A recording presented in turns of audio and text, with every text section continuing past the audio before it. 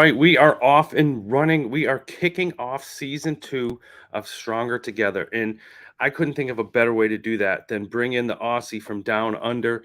It is the true definition of staying stronger together, not only across time zones, across countries, and I'm just excited to do it. And as I kick off each of the first season and now this season as well, I want to thank Bulb and Swivel for the continued support of this project, and it really shows the power of having strong relationships and connections with solution providers, providing opportunities to bring educators together to support you in this crazy journey of education. And talking about crazy journey, it is, I don't know, ask him what time it is. It's probably super late because I had to call him and wake him up like 3 minutes ago and to get him on the show. But it was that important. And I don't even use the regular phone. I use WhatsApp. Technology is just crazy. So I'm going to bring him in all the way from down under. There he is. Brett, what is going on, my brother? G'day, brother. How we doing? I'm good. First of all, what time is it? Look, it's not that bad. It's 10 p.m., but I had a very, very early start this morning, and I was dozing off a few minutes ago.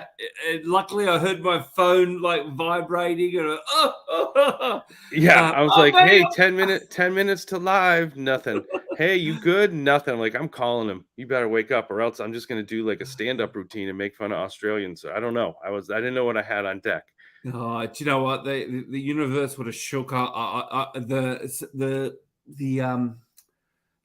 sky would have rumbled, the ground would have echoed, the Australian gods would have woken me up to come and reach around the world and grab you. Well, that's good to know. So there's no one reaching around, waking me up or any of that jazz this morning. I was up and ready to go walking. And so for our viewers, tell us who you are, man. I know who you are, thankfully, but give us a little bit of the Brett story here. Yeah, look, I guess I'm a primary school teacher by trade, which for some of your viewers might be a new term. So like in Australia, we don't tend to have a middle school. We don't have elementary, middle, and then high school. We really just we tend predominantly to chop it in half. So we have a K to 6, which we call primary school, and then 7 to 12 high school. So I'm a primary school teacher. Most of my teaching career, I probably taught in what you guys would call middle school. But look, 26 years a teacher, and then I guess a lot of different experiences in different leadership roles. Taught in Singapore, moved around in Malaysia, spent a little bit of time in Indonesia. So taught overseas, taught back here in Australia, taught a range of different schools. But look, my passion has been education technology for quite some time, and that's where my path has really taken me now. So I'm actually working for a big multinational sort of tech company, and I've got the best job in the world, to be honest with you, Matty.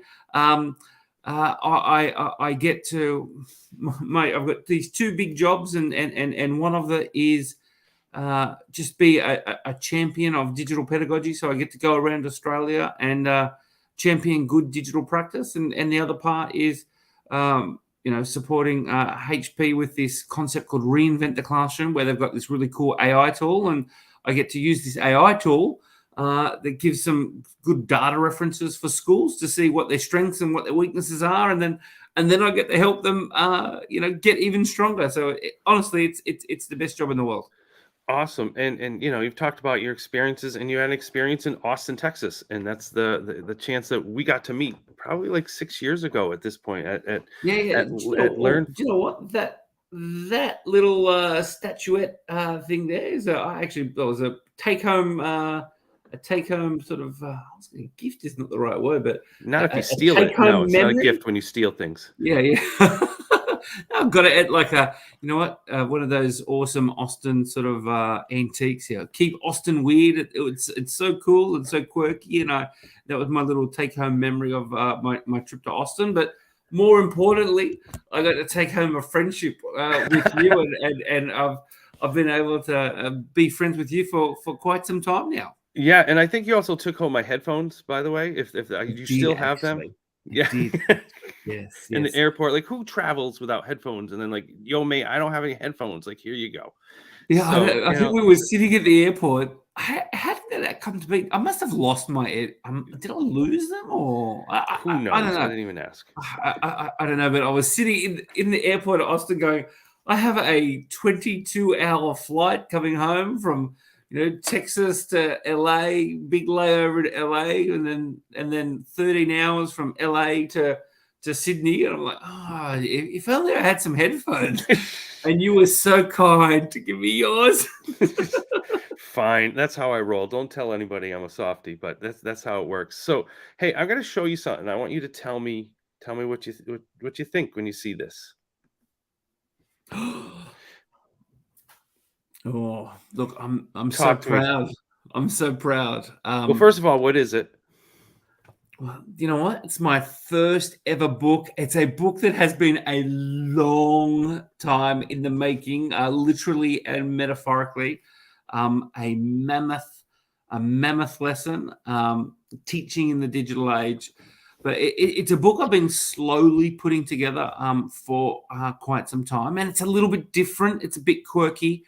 I think it's a little bit like if you read it, you will get to feel what it's like to almost hang out with me for a day or so, because I think the elements and the original sort of structure of this book, it's actually a little bit it's a little bit of a taste of my personality. There's some storytelling in it. It actually kicks off probably about the first third of the book, so or a little bit of a story. There's lots of factual elements to it as well. So it deals with a bit of history and actually dives in and says, well, what elements of history have occurred that we can learn from? Like, where do we get lessons from? And there's some real practical sort of ed tech takeaways as well. So I think if you get to read it, you'll get a taste for what it's like with hanging out with me, because I love telling stories.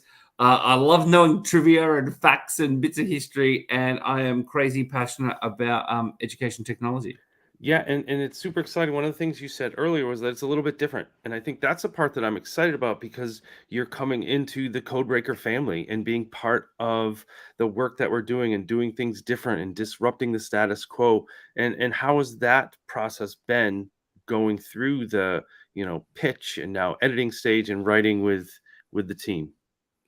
Yeah, look, I mean, to be honest with you, I'll dial it down a little bit, the energy, because I'm excited to talk to you, brother. Like, you've woken me up. You dialed me up to like 110% within about 4 minutes of waking up.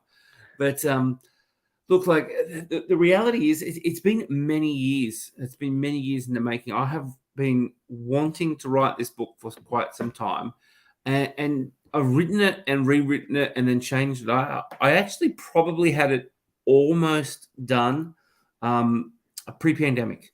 I was probably like inches from the finish line, so to speak. And then a lot of the ideas and a lot of the concepts that I had came almost to fruition during that pandemic, because it was such a cultural shift for a lot of teachers. So I actually deleted like a huge chunk of it. Well, not so much deleted it, but went back in and rewrote it. And you and I got talking, and I had this book, this concept, this big almost hole in my heart, this thing that I had been trying to achieve that had been basically sitting on the back burner. And you said, "Man, get into it." And I'm like, "Yeah, you know what? Bloody oath, I'm going to do it." So I rewrote a whole heap, and then took about another 6 months and redid everything. And talking with you and talking with Brian and talking with Daphne, and then kind of went, "Yeah, you know what? This idea is ready." And I'm so glad, in a way, that's how it came to be, because as much as I've had this story and as much as I've had it, and like I said, it is a bit different. You've read it now. Like the first third of the book, it's this gigantic, big ice age metaphor of how we need to learn and change curriculum and deal with the whole world, and it comes in with that mammoth lesson. So spoilers. I might mention a woolly mammoth or two during the metaphor, but that from that I then break into some real historical lessons that we can take from real parts of history, and what we can get and what we can learn, and then obviously that real practical thing, and it's almost, even though it's taken years to put together, it's only felt like it's crystallized to be authentically this part of me until really recently. So it's like, oh well, you know what, this is me. Like, the seed for this idea has been here for a long time, but the way that it's now taken shape, I feel like, yeah, you know what, I think when someone reads this, they're going to know like what it's like to have hung out with me and talked to me and got to know me. Awesome. Well, I have a little surprise for you this morning, because Oh, if we're going to go, I had some guests on yesterday from Spain. I have one from Australia today. I might as well at this point bring a Canadian on. So I wanted Brian to join in to surprise hey, you Bob, on how you this doing? this Good morning morning. kickoff. Or good evening, depending. No, we are nursing a birthday hangover. It's good morning from Ontario. Oh, I saw that. I saw that birthday shirt or photo that you had on the Facebook. We gotta love it. Everybody in my circle is working out and walking. I have to keep up. Yeah. So Brett, I was hoping you kind of said some things about CodeBreaker, because I knew Brian was in the waiting room just coming on, but you didn't. You said nothing but good things. So I wanted to bring Brian on, and I know you've met a few times, but now this project, Brian's almost ready. What are you thinking? This is different, as you said, right? But that's what we do. You know what? I'm jazzed by it because it's years in the making, which is like my last book was 10, 15, 20 years in the making. So it's not just a small moment in time. It's more of a larger lens over a career, so to speak, and the ups and downs. And, a lot has changed in 6 years. 6 years ago, we would have been talking about the iPod Touch as a classroom device. So I really think that's important to look historically, like Brett had said, as to where we've come in order to explore, where we're going, standing on the shoulders of giants, those that have come before us, if you will, and talking about, real pedagogical change, not just, how to use flip grades to make kids joyous. Like, there's more to it. There's a lot of substance to this. Yeah. Do you know what? Like, it's and I know you have both read what I put together, but especially in those early first couple pages, like, I pour a lot of my personal story, and I think I share some insights into me, into my life, and some of the challenges, almost in a cathartic way. Some things that, some battles, some challenges that I've probably had in my own life, I put down on paper. It was probably the first time that I really had not even said it out loud, but actually put it out there, and it, not daunting is not the right word, but to be able to share, like, almost these personal sort of stories or real personal hurts, and actually put it there and have it out for the world. Like, it's something a little bit different. Like, so this story, when you say it's not just a story of EdTech, it's actually a very much like, my heart is on those pages. So look, I can't thank Matt enough for giving me a real kick in the backside to make sure that I got over the line with it. And Brian, like, what CodeBreaker and this whole, like, ethical, your whole ethos of, breaking down barriers and doing things differently, and actually being outside of the norm, but really, speaking real truths. Like, it's something magic, and it's a family I'm happy to be joining. I feel that too. I totally feel that too. And what I love most about what you had said about the ups and downs is, like, on social media, quite often we just see the tip of the iceberg, right? We only see the glorious things that are happening in the corner of one classroom, as we ignore the 3/4 of the classroom that are not doing things on task, so to speak. So it makes it relatable when we can say, look, this sucked. I messed this up, and look at how we overcome from it. We're all better for those those teachable moments, and the transparency, I think, is what really speaks to me. Yeah, and do you know what? I think I wonder if it's that real Australian, that quintessential Australian like sort of thing that like look, Matt, I don't know how many ratings you've got, but there's no bullshit. Like it's got to be. Go for it. Like, hey, It's you know we're what? good. Like in Australia, if someone's not authentic, you are bloody called out on it. Like there is no pretending. There's no magical like people rah cheering and I think I've spoken to you actually, Maddie, quite some time. The cultural difference is between probably Americans and Australians. Like Americans, like one of my favorite things about you all, like, is that you're so supportive, and there's these massive cheer squads. And if you're doing stuff and you're speaking out, there's a big cheer squad. In Australia, like, man, if you get up there, you better be speaking real truths, or people will destroy you. We got this thing called the tall poppy syndrome, and if you're getting up there, if you're not real, man, you are getting cut down because we're real. We're real. So. Look, I've had that on social media. I've been real, like I'm just straightforward, and I'm like I said, telling stories, telling truths, and being authentically me. No, and I think that's been the biggest piece in the shift that I've had in this path of writing for the norms, and then meeting Brian over almost 2 years now, and writing for what's real has been important. I mean, our new project, disrupting the status quo, or disrupt the status quo, is just this. It's like, we want to hear how you've had some struggles. I'll talk about like the first time we've met outside of a bar in Austin, having a cigarette and just talking about life's woes. Like that's what real people do, right? And staying connected over that time is important. And when you shared the project, yeah, there's a cheerleader side of it because you're my friend and I want the best for you.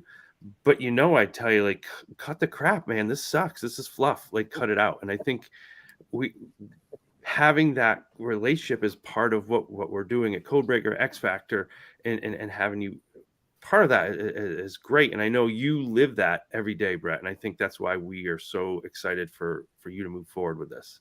No, man, and you know what? Like it's supportive in all the right ways. Like even as you say that, I'm just immediately reflecting on even just recently, like Daphne, who I know you both know very very well, and then obviously the CodeBreaker family will, that like even going through and editing the book, like.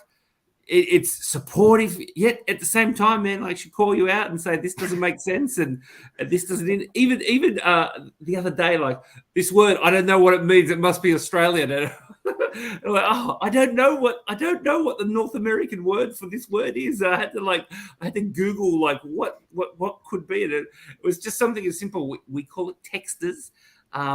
Like I had a texter, and the best version I could get was like a Sharpie, but I know that's a brand. It's not like a I don't know what word you use for that word. Like it's been great, and even just even because I've written this book over so many years, I guess my storytelling has changed and evolved, and the way I've written and my effectiveness has written. So just being able to have that support and to have people say, hey, you know what, this doesn't make sense, or you got to reword this, or you got to change this, and keep that one consistent voice and do everything legit the way an author's supposed to do it as well. So like, look, it's been really great. Yeah, and Brian, for those of our watchers or viewers or listeners, because we also do audio, who don't know a lot about the CodeBreaker story, someone might hear this and be like, who would publish that book? He's talking about struggles. He's talking about woolly mammoths. He's talking about different things. And then, the other guy brought up disrupt the status quo, and they're talking about all these different things. And I know that was one of your kind of goals in bringing CodeBreaker to not only just a single book that you had, to a mindset and a publication. Just, quickly dive into this CodeBreaker story and where we are now, and why this book, Brett's book, fits right in. Clear your calendars, everyone. We're going to be here for a while. All right. Well, we got about 10 minutes left, so maybe not the whole time, but the Cole's Notes version, computer or science Cliff Notes if you're in the United States. Oh, I don't even know what that means. Cliff Notes. Marker. Is that the word? Marker? Yeah. Sharpie marker. Texters, brother. Texters. But markers, yes. We're getting quite the education this morning here. Computer science is my undergrad, and we teach to our strengths. So admittedly, coding is something I've always done in my classroom for 13 years I spent in a classroom. I started to get tapped on the shoulder to do a lot of consulting work as computer science, the snowball momentum of the computer science movement started to gain a plethora of traction. People started saying, you've been doing this. It takes so long to rewrite curriculum. Can you come and do some consulting work for us? And no disrespect to my previous employer, but as I was doing more and more work with other school districts, I found myself getting less and less opportunities in my own backyard, if that makes sense. I'm trying to be politically correct. So it was a tough decision to eventually part ways because the politics internally were just deafening, just deafening, where you're being celebrated all over the place except in your own backyard.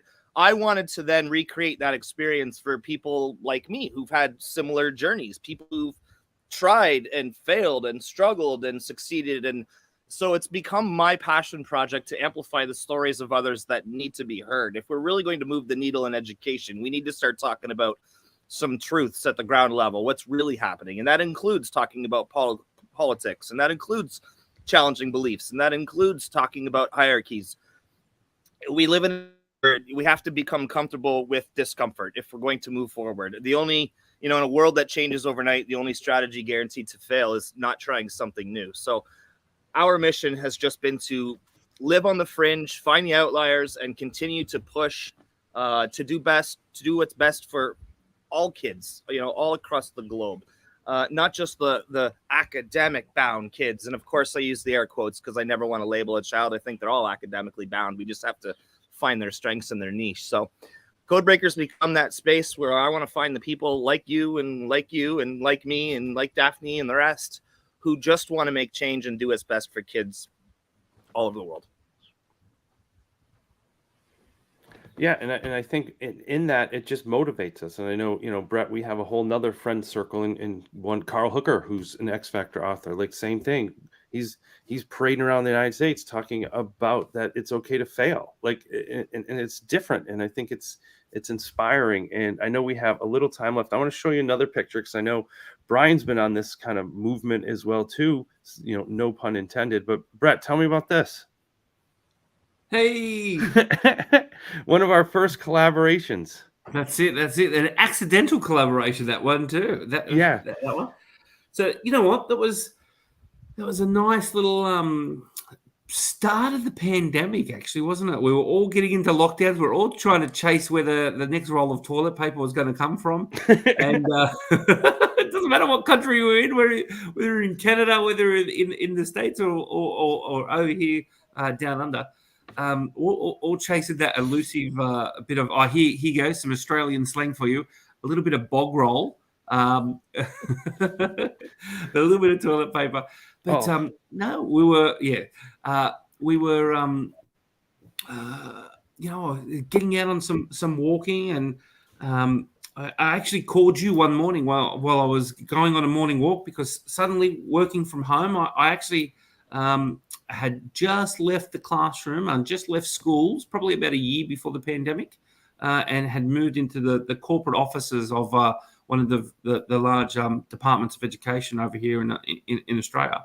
And pandemic sort of changed things, and obviously I suddenly was working from home, and instead of my daily commute, I started doing a little bit of a daily walk, and I called up one of my brothers on the other side of the world, Matty, and we got talking, and we were keeping each other company. And I think either you or I threw away the line, like, oh, you know what, we're a little bit like the Walking Ed here, like walking around and talking. And then one of us used that as a hashtag and said, just had a great chat with the other, or you used that, and then people just reacted to it. Right. And then you got going, because there were so many people going, the Walking Ed, and actually you built a little website for the Walking Ed, and I jumped on Fiverr and got a logo made, and before we knew, we had hundreds and hundreds of teachers who were represented from different countries around the world, who were daily logging on and saying, hey, let's get walking together. And I think it was right time, right place. We've got this global shift. Suddenly, people's work changed dramatically. There was huge amounts of stresses, and what do we know? One of the very best things that you can do to alleviate stress is, connect with community and do exercise. So, and that's exactly what the Walking Ed was. It was a way to build a community, talk with each other, almost that gentle accountability, because you're posting every day, you're going off for this walk and going off to do that, etc., etc. You have that general accountability because you knew that there was going to be other people on there looking and sharing as well. And of course, you're actually getting up the steps and getting in there. And we know all the physiological, but all the psychological benefits we get from exercise and sport too. So the Walking Ed, it was a beautiful movement in a very hard time that was happening around the globe simultaneously. And it was a great way for, Matt, I remember a teacher from Florida who was retired and disconnected and had nothing and was coming back from knee surgery. And she was like, every day, like, I just want to post. And it was like that mental health connection that must have been for that particular individual. And I mean, I know that's just one example. The power of just that, it was something else. You talk about stronger together. That is what being stronger together is all about. Yeah, and I brought that up obviously with Brian here. And hey, listen, one of the things I write a lot about in this new book, Disrupt the Status Quo, is that it's okay to be proud of your accomplishments. Like, seriously, like a year ago, you were quite heavy. I was pumping 265. I couldn't run. Brian was just getting into his kind of, I think, fitness journey. And a year later, like, we look good, right? Like, it's okay to say that. Like, we're doing I don't know all right. how many pounds. I know how many pounds it is. So it's been about 2 years for me, but I'm about 44 kilos lighter than what I was pre-pandemic. So, like, I'm an ex-rugby player. I was once upon a time like pretty darn fit and pretty well built. But time had so for us Americans, that's extra 97. kilos. That's 97 pounds. 97 pounds. There you go. That's crazy. Okay, Yeah, I know. I've dropped about. I'm going to disrobe a little bit for you, but this is no. There it is. I'm not going to quite do a Brian Apsell shirtless shot, but I bought this. This is the rugby team that I go for. So this is the Tigers, and this is like their Indigenous jersey. So like in Australia, every year we have one round that we call like the Indigenous round. So all of the rugby teams, they actually have an Indigenous artist actually designed the jersey for that particular round, and the most beautiful spectacle of like Indigenous culture, and then that important connection with our, obviously sport and everything. I bought this jersey 2 years ago, and it was a pretty big size. It was about as big as they come, and I was devastated and heartbroken. I put it on, and it was like a sausage skin. I could not wear it. I could not wear it. It was a struggle to get on. It was so insanely tight. And now, like, it's too loose. I need to buy a new jersey. Like, it's too awesome. big for me. That's awesome, and you're feeling better. And I know, Brian, you've been, and I bring this up because we do chat. We bust on each other on running times, and you post, like, how's that fitness journey been for you, connecting online and staying, throwing power of connections in there. Why not be shameless plug? But how's that going? Fantastic. I actually, I'm very fortunate to be in the position that I'm in, working in higher ed now, that I factor the gym into my work day. So I go to the gym Monday to Friday at 9:00 in the morning. And I try to not take Zoom calls at that time of day because I feel that is incredibly important to the productivity. Not on Saturday, especially the day after my birthday. No, but in terms of like, I had the word. It was right there. Productivity of the day. It's night and day when I start the day in the morning versus going to the gym at night. I always really struggled with that. So I've been doing it now. We had another lockdown here in Ontario all of January, so pretty well full-time since February. It's been great, and I feel it and I see it, and that is encouraging and inspiring, and wants to keep moving forward, wants me to keep moving forward as a result. And I brought it up to kind of close for two reasons. One, because the importance of staying connected and that shared accountability, And Yes. two, because I think what CodeBreaker and X Factor, we talked about it earlier about being real. Like, you were in the hospital, Brett. I would post pics from the hospital. Brian's like, I need to get in better shape. Like, we're open about our journey. And I think that's the biggest takeaway of being stronger together and building what we have, and what CodeBreaker mindset and X Factor is trying to do is have that. So Brett, I was thrilled to have you on. I'm so excited. I'm going to throw it up there one more time to have yeah. the book Ooh, coming it's coming, out. baby, It's coming out soon. I'm super That excited. cover, and- though. yeah. And It's something else, isn't it? you want to see it Yes, again? it There it is. is. Yeah. Wow, look at that, look at that, look at that. But I think for me, the genuine excitement, and again, I started on the author side writing for CodeBreaker, and then moved with Brian, giving me an opportunity to be on the publishing side. Like, I get so excited when I see that in a different way. Like, oh my God, that I introduced them and then they're putting it out. And then, we had a Spanish book come out yesterday. It's like you feel that pride. And I think that's what we stand for. And I'm so excited for you, Brett, and not just as a friend, but as someone I look up to and see your journey and know what you've gone through to get here. And Brian, I can't thank you enough. I look forward to our next project, which is awesome. Yes. And we just got some big things coming 2022 and into 2023 and beyond. We're going to keep pushing the envelope and keep doing great things. And we do that together. So thank you both for jumping on today early for you, Brian, after your birthday. That's impressive. And Brett, I had to wake you up. So that's how we roll. I want to thank all of you again. Thank you, Bulb and Swivel, for what we're doing. And remember, we are stronger together when we put we over me.